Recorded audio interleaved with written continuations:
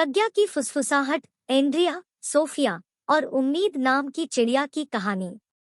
एक समय की बात है, पहाड़ियों के बीच बसे एक सुरम्य गांव में एंड्रिया नाम की एक प्यारी माँ और उसकी छोटी बेटी सोफिया रहती थी। उनका बंधन प्राचीन ओक के पेड़ की जड़ों जितना मजबूत था, जो उनकी छोटी सी झोपड़ी को छाया देता था। एंड्रिया अपनी दयालुता और बुद्धिमत्ता के लिए पूरे गांव में जानी जाती थी, जबकि सोफिया को उसकी संक्रामक हंसी और जिज्ञासा के लिए सराहा जाता था।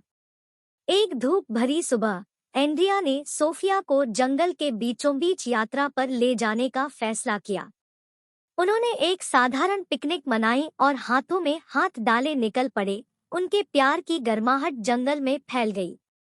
जंगल एक जादुई जगह थी, जो ऊंचे पेड़ों, रंग-बिरंगे फूलों और मनमोहक प्राणियों से भरा हुआ था। जैसे ही वे जंगल में गहराई तक चले गए, एंड्रिया ने सोफिया को प्रकृति के चमत्कारों के बारे में सिखाना शुरू कर दिया।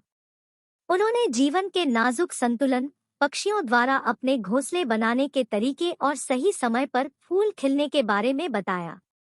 सोफिया ने बड़े ध्यान से सुना, अपनी माँ के कहे हर शब्द को आत्मसात कर लिया।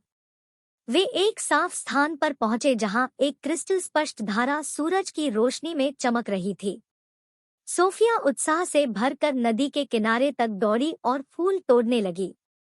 हालांकि एंड्रिया ने उसे धीरे से रोका और कहा, मेरे प्रिय, हालांकि उनकी सुंदरता का आनंद लेने के लिए कुछ फूलों को चुनना ठीक है, हमें हमेशा याद रखना चाहिए कि हम प्रकृति से बहुत अधिक न लें। हमें कुछ को दूसरों के आनंद के लिए और दूसरों के लिए छोड़ देना चाहिए, पुनः भरने के लिए पृथ्वी। सोफिया ने समझ में सिर हिलाया और सावधानी से केवल कुछ फूल चुने, बाकी को अछूता छोड़ दिया। उन्होंने अपनी यात्रा जारी रखी और एंड्रिया ने अपनी बेटी के साथ जीवन के और भी सबक साझा किए। उन्होंने दया, करुणा और अपने आसपास की दुनिया की देखभाल के महत्व के बारे में बात की।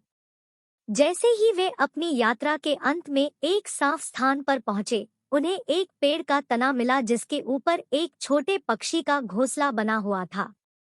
घोंसले के अंदर उन्हें एक छोटा, परित्यक्त बच्चा पक्षी मिला। एंड्रिया ने विचारशील भाव से सोफिया की ओर देखा और कहा, सोफिया, कभी-कभी जिंदगी हमें ऐसी स्थिति में डाल देती है जहां हमें बदलाव लाने का मौका मिलता है। इस छोटी सी चिड़िया को हमारी मदद की जरूरत है।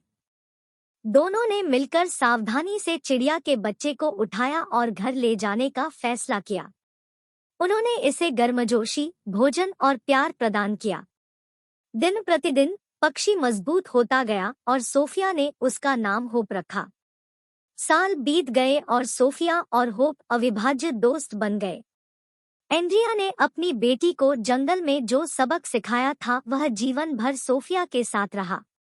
वह बड़ी होकर एक दयालु युवा महिला बनी, जिसने न केवल अपने परिवार की बल्कि पर्यावरण और सभी जीवित प्राणियों की भी परवाह की।